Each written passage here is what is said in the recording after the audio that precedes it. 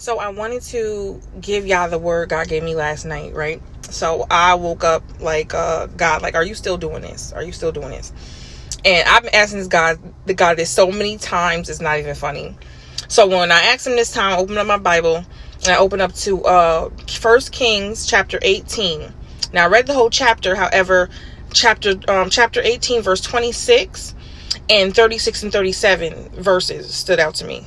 Verse 16, verse 36 and 37.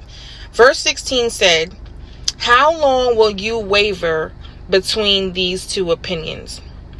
How long will you waver between these two opinions? If God is Lord, then follow him." Right? Now, Elijah, in this particular text, Elijah was talking to the people in Israel, I believe, and they were worshiping a false god. They were worshiping Baal, B-A-A-L.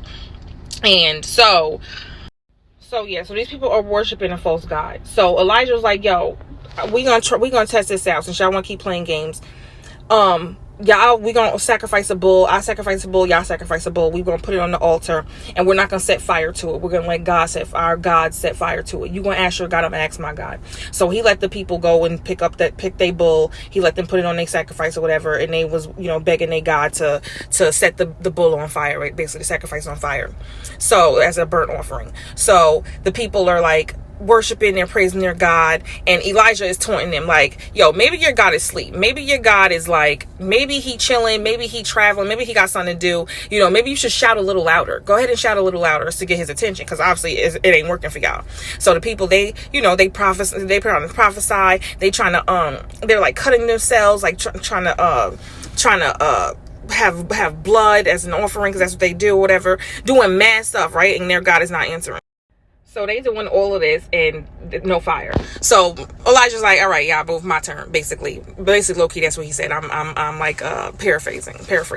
So he's like, "All right, y'all move over." So he tells his people like, "Yo, put the bull on the offering, cut up the bull, put the bull on the stones, put the wood up, whatever, set up the altar, and then what I want y'all to do is I want y'all to pour water into it," right? So so when I'm reading the Bible, I circle what God highlights to me, and then I underline what things could like give me a little nudge. So that part gave me a nudge. I'm like, put water onto it. Okay, cool. So then he says, "Do it again." After they did it, so they poured water onto it. He's like, "Yo, do it again." So I think it's like the third time or the fourth time, maybe 3 or 4 times, he tells them pour water on the thing.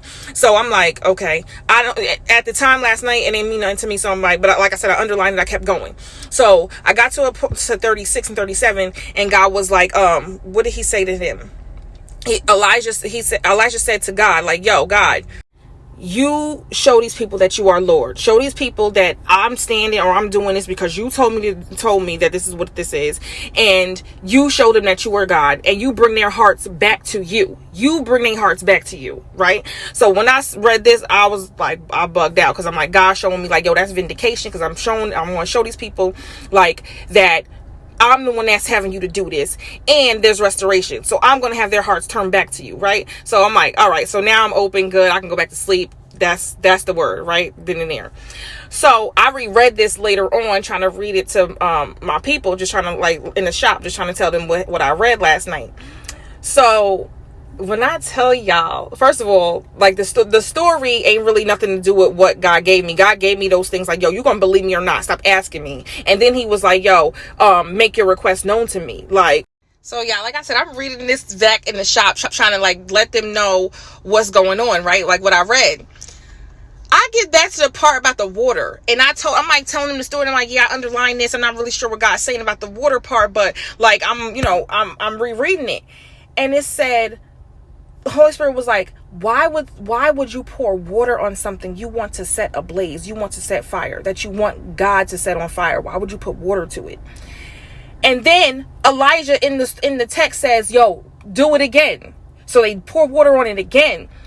Elijah then says, "Yo, do it again." So they do it for the third time. So now you got this offering, this sacrifice you want to set on fire, and you consume everything that you want to set ablaze. You consume it in water.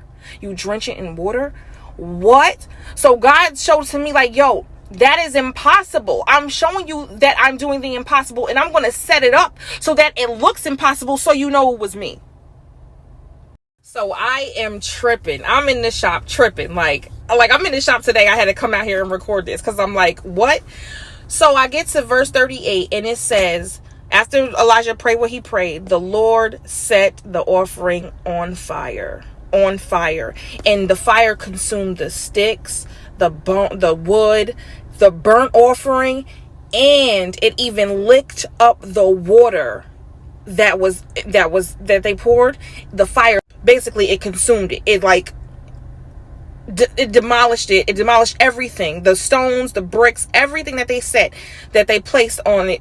God consumed it with fire, including the parts that were drenched and soaked in water.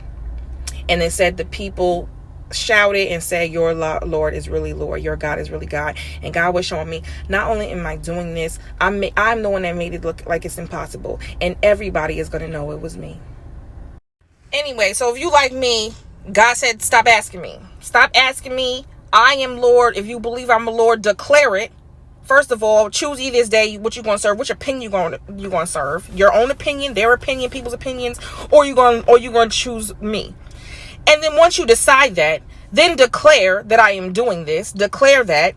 And once you do this, step back and let me handle this, sis. Let me handle this, bruh. Like, I got this. Like, I'm the one that made it look like it's impossible. If you look at all the other stories in the Bible, all the other things that happen, I hate using the word stories because then it makes it seem like a fable. It makes it seem like a fairy tale. But all the testimonies in the Bible, God always sets up things for it to be completely dead, to look ridiculously impossible, and to make people look crazy before he comes through with the come through. Happy Saturday.